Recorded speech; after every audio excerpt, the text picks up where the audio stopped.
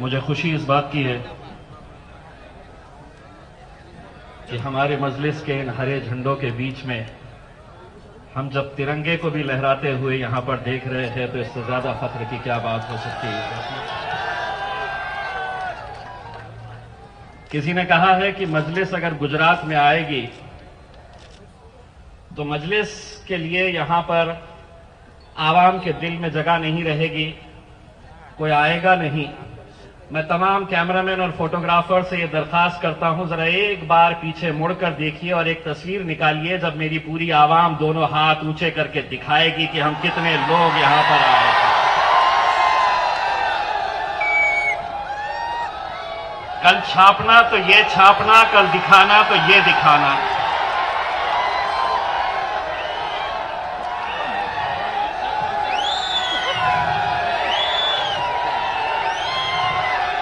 चलिए बैठ जाइए, मिल गया उनको जो मिलना था। अब कितने छापेंगे, कितने दिखाएंगे, कितने छापेंगे, कितने दिखाएंगे।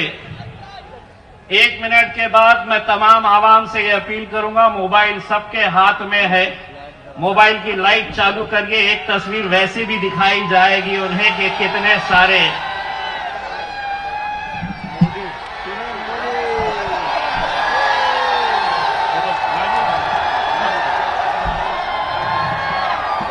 अल्हम्दुलिल्लाह।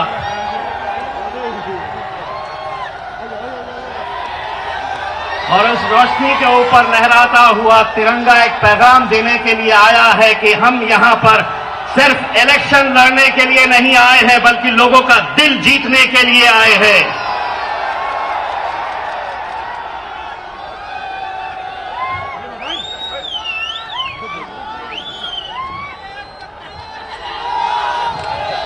बैठ जाइए, मिल गया उन्हें जो मिलना था।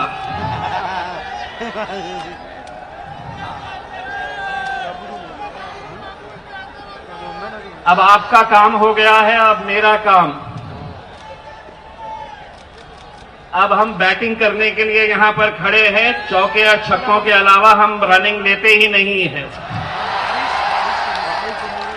मैं चौके मारूंगा, मेरे बाद जो मेरे कायद आएंगे वो बॉल सीधा ग्राउंड के बाहर जाएगा। भाइयों, मैं आप लोगों से सबसे पहले तो शुक्रिया अदा करना चाहूंगा कि आप लोगों की ही मोहब्बत है जिसकी वजह से आज मजलिस इत्तेहादुल मुस्लिमीन यहां पर आपके बीच आई है। हम जब कुछ दिन पहले यहां पर पहली मर्तबा आए और यहां पर आने के बाद मैं और वारिस पठान जब कुछ लोगों से मिले, नौजवानों से बातचीत की, उनके जोश और जज्बे को जब हमने देखा तो मैंने उसी दिन रात में असद साहब को फोन करके एक बात कही। असद साहब को मैंने ये बताया कि अक्सर टीवी के अंदर हम एक ऐड देखा करते हैं, एक हीरो आते हैं और ये कहते हैं कुछ दिन तो गुजारो गुजरात में।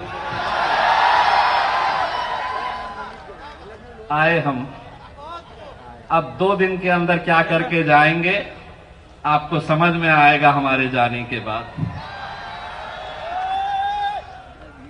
मुझे ये बताया गया है साबिर भाई की तरफ से, जो हमारे मजलिस इत्तेहादुल मुस्लिमीन के गुजरात के सदर है, उन्होंने कहा कि एक बड़े नेता ने, कांग्रेस पार्टी के एक विधायक ने यह कहा है कि मैं देखता हूं मजलिस गुजरात में कैसे आती है। मैं उसे जवाब देता हूं अब ये पब्लिक देखेगी तू घर कैसे जाता है, वापस अपने घर कैसे जाकर बैठता है। गए वो दिन डरने के, डराने के। अब मजलिस इत्तेहादुल मुस्लिमीन आई है, ईंट का जवाब पत्थर से देने की ताकत रखते हैं। अल्हम्दुलिल्लाह, जिस जबान में तुम बात करेंगे जवाब उसी जबान में मिलेगा। तुमने कहा कि मैं देखता हूं कि कैसे आती है मजलिस। जबान से जवाब दूं?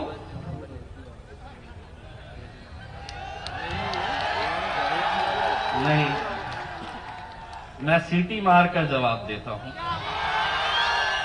आपको समझना होगा मैं क्या कह रहा हूं।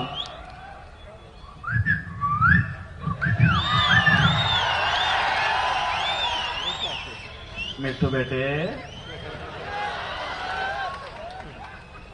मिट्टू बेटे, हम आए हैं। अगर इस देश के अंदर, इस मुल्क के अंदर अगर हर सियासी जमात को हर जगह जाकर इलेक्शन लड़ने का अधिकार है, तो एक पत्रकार ने आज असद साहब से पूछा कि आप गुजरात आए हैं, मोदी साहब के, अमित शाह साहब के गुजरात में आप आए हैं। एक बात अच्छी तरह से समझ लीजिए, जो सवाल कर रहे और जो ये समझ रहे कि ये राज्य, ये गुजरात हमारा है, तो हम सिर्फ गुजरात की बात नहीं कर रहे, ये मुल्क किसी के,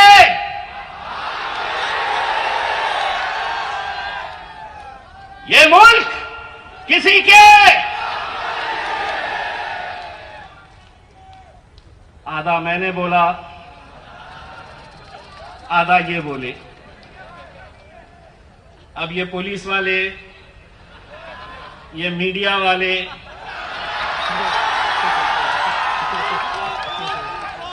देखेंगे, इनको बीजेपी वाले पूछेंगे कुछ बोला क्या, कांग्रेस वाले बोलेंगे केस बनता क्या। अब हम इतने होशियार हो गए, आधा हम बोलते, आधा हमारी पब्लिक बोलती है। केस किस पे बनता? अगर केस बनाने के लिए जाएंगे तो क्या मिलता? बाबा जी का, क्या बोलते, बाबा जी का टुल्लू। अब हमको समझ में आ गया है कितना बोलना, कहां पे बोलना। और हां, हम गूंगे मुक्के बहरों की जमात नहीं है। इस मुल्क में अगर कश्मीर से कन्याकुमारी तक अगर हमारे नौजवानों को किसी ने यह सिखाया है कि अगर इस मुल्क में जीना है तो सीना चौड़ा करके, सर ऊंचा करके चलना सीखो, अगर यह सीख किसी ने दी है तो मेरे खायब बैरिस्टर असदुद्दीन ओवैसी साहब ने दी है। बहुत हिम्मत लगती है। 550 का ऐवान है पार्लियामेंट, लोकसभा के अंदर 300 एक साथ बैठते हैं। भारतीय जनता पार्टी के, कांग्रेस के, राष्ट्रवादी के, समाजवादी पार्टी के तमाम लोग बैठते हैं। इतनी सारी तादाद उनकी, इतने सारे एमपीज उनके, हम कितने?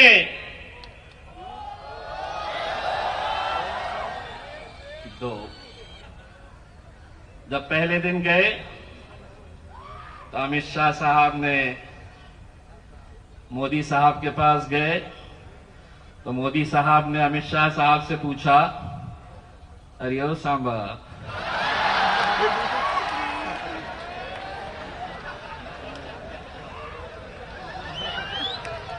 अरे ओ सांबा, कितने आदमी है रे?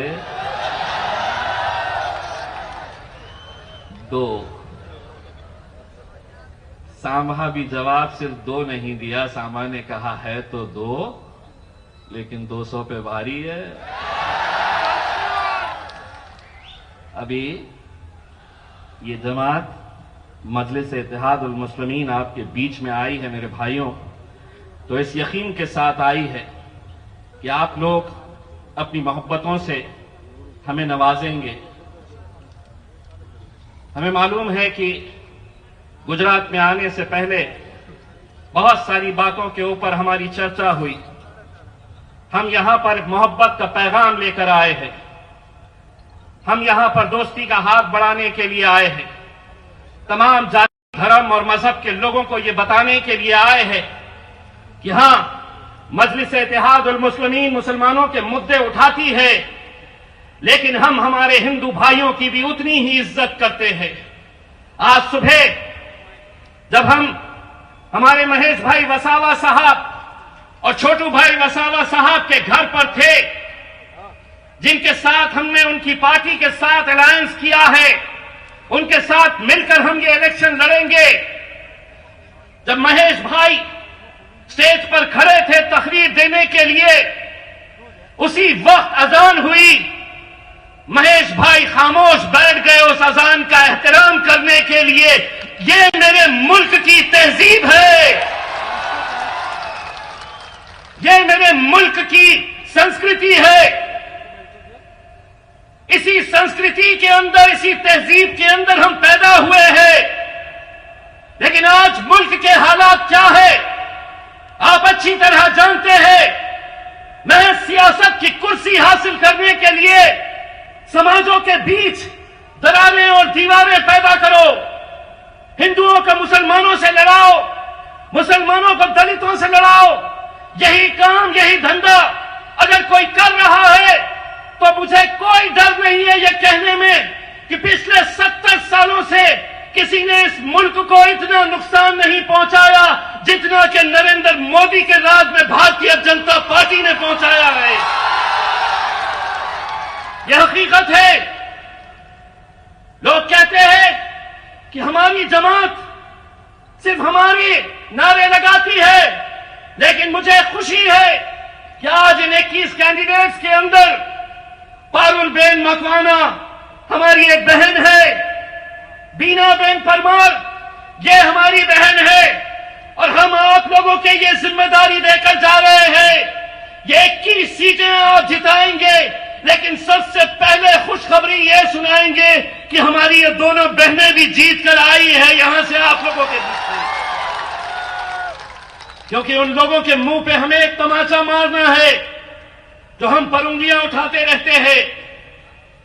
ये कहा जाता है कांग्रेस के बड़े बड़े नेता कि ये आए हैं और ये आए हैं तो इसको फायदा होगा, इसको नुकसान होगा। एमआईएम क्यों आई है? क्या कभी किसी और राजनीतिक पार्टी से पूछा है? नहीं पूछा है, क्योंकि तुम समझते हो कि ये कौम, ये आवाम तुम्हारी गुलाम है, इनका काम सिर्फ वोट देते रहना और सत्ता में जाकर वो बैठेंगे। लेकिन नहीं, अब वक्त बदल गया, हालात बदल गए। वो दिन गए जब हम बारातियों की तरह इनकी महफिलों में जाकर नाचते थे। अब दूल्हे भी हम ही बनेंगे, घोड़ी पर हम ही चढ़ेंगे। दूल्हे हम ही बनेंगे। मेरी भी शादी हो गई, वारिस की होगी, वारिस दूसरी कर सकता है, वारिस को बना सकते हैं।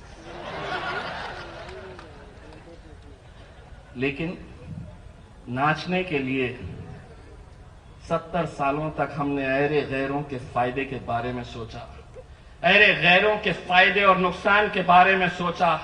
लेकिन अब जो भी फैसला होगा, फायदा सिर्फ हमारा देखा जाएगा, हमारी कौम का देखा जाएगा, हमारी आवाम का फायदा देखा जाएगा।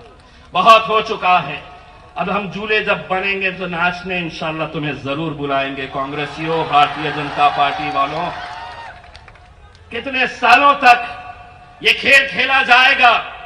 ये इम्तियाज जलील अगर आपके सामने आज एक सांसद बनकर खड़ा है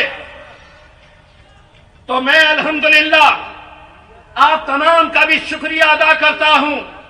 मुझे आपने वोट नहीं दिया, लेकिन मुझे यकीन है इलेक्शन के उस दिन जब काउंटिंग हो रही थी तो आपने अपनी दुआओं से मुझे नवाजा। इसीलिए आज अल्हम्दुलिल्लाह ये जीत हमें नसीब हुई, ये जीत हमें नसीब हुई।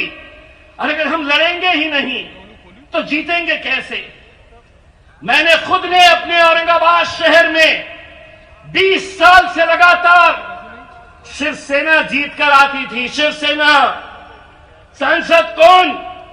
तो शिवसेना का सांसद 20 साल से लगातार जीतते आ रहा। हम वोट किसको देते? मजलिस तो थी नहीं, मजलिस इलेक्शन लड़ी ही नहीं थी। हम कांग्रेस को वोट देते, लेकिन लगातार 20 सालों से शिवसेना वहां से जीत कर आती थी। जब हम खड़े हुए मैदान में तो यही कांग्रेस वालों ने कहा कि देखो अब ये आ गए, अब तो इलेक्शन की जरूरत नहीं, शिवसेना भाजपा बड़ी आसानी से जीत जाएंगे। मैंने कहा 20 साल से हम तुमको दूल्हा बना रहे थे, तुम घोड़ी चढ़ने तैयार नहीं थे, अब तुम हटो।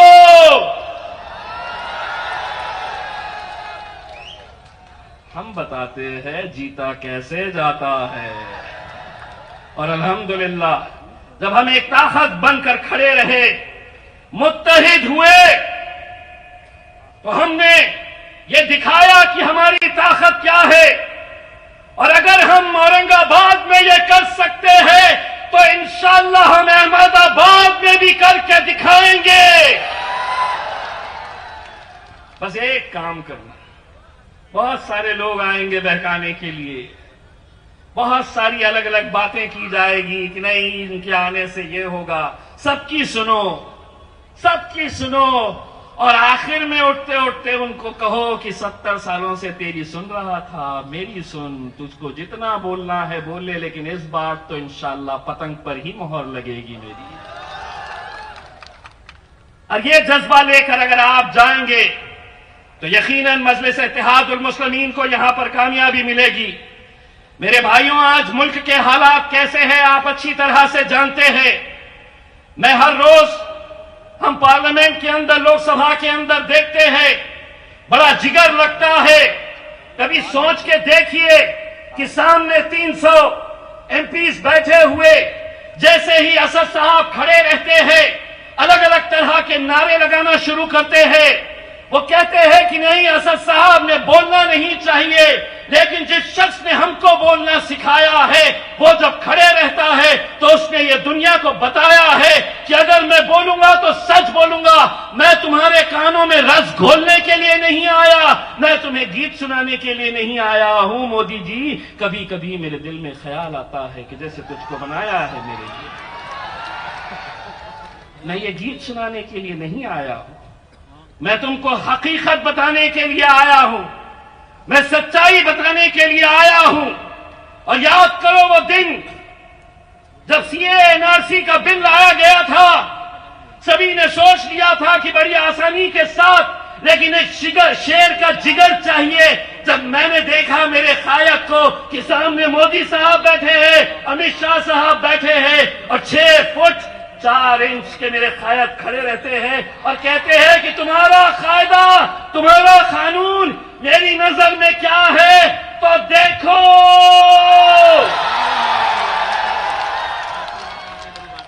और उसके बाद क्या होता है आप अच्छी तरह से जानते हैं। आज सिर्फ यही नहीं है, आज हमारा किसान भाई पिछले 2.5 महीनों से सड़कों के ऊपर बैठा है, लेकिन उसे कोई पूछने वाला नहीं। 100 से ज्यादा किसान मर गए, लेकिन कोई पूछने वाला नहीं। क्या ये मुल्क किसानों का नहीं? क्या ये मुल्क हमारा नहीं? हमारा भी है, हमारा भी है, किसानों का भी है, हमारे ट्राइबल्स का है, आदिवासियों का है, दलितों का है, ओबीसीज का है। लेकिन नहीं, हुकूमत में आ गए तो ऐसा समझ रहे कि अब हम जिंदगी भर के लिए आ गए। ना मोदी जी, ना ना ना, गलत फहमी का शिकार मत रहिए। अब मैं कुछ बोलूंगा, अब रिकॉर्ड करो। मोदी जी, आपको यही आवाम है जिसने वजीर आजम की कुर्सी के ऊपर बिठाया। पहले क्या करते थे?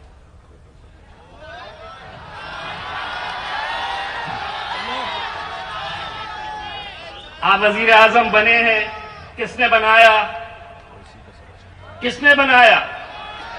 जनता ने बनाया। आप पहले क्या करते थे?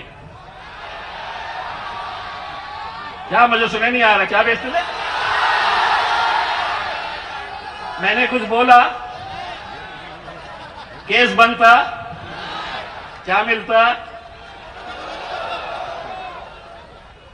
बस यही है कि कब तक इतना तड़पाओगे, कब तक इतना परेशान करोगे। एक बात समझ लीजिएगा, इस मुल्क के अंदर जुल्म के सारे हुनर हम पर ही आजमाए गए। जुल्म भी हमने ही सहा और जालिम भी हम ही कहलाए गए।